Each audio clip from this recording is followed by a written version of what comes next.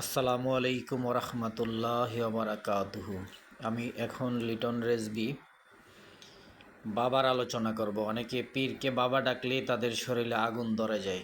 পীর ভাষাটা হয়েছে ফার্সি। আমাদের রাষ্ট্রীয় ভাষা হয়েছে একজন শিক্ষক মাস্টার।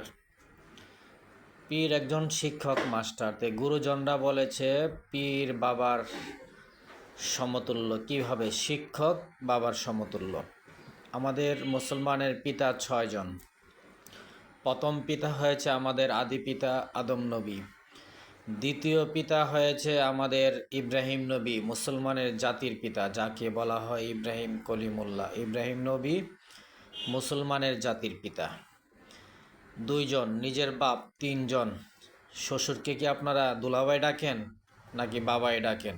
কারণ আমাদের এলাকাতে বাবাই ডাকা হয়, এই জন্য শ্বশুর বাবার সমতুল্য বাবাই। তারপরে শিক্ষক। পীর একজন শিক্ষক। পীরকে জ্ঞানীরা বাবাই বলেছে, তাই আমরাও বাবা বলি শিক্ষককে।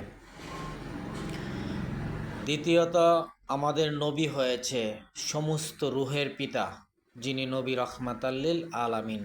তাহলে আপনারা বুঝতে পেরেছেন, আদম নবী আমাদের পিতা, ইব্রাহিম নবী আমাদের পিতা, আমাদের নবী সমস্ত রুহের পিতা, নিজের বাবা পিতা, উস্তাদ একজন শিক্ষকের পিতা, তারপরে হয়েছে শ্বশুরও পিতা। তাই আমাদের মুসলমানের 6 জন বাপ। একজন বাপকেও অস্বীকার করার কোনো রাস্তা নাই।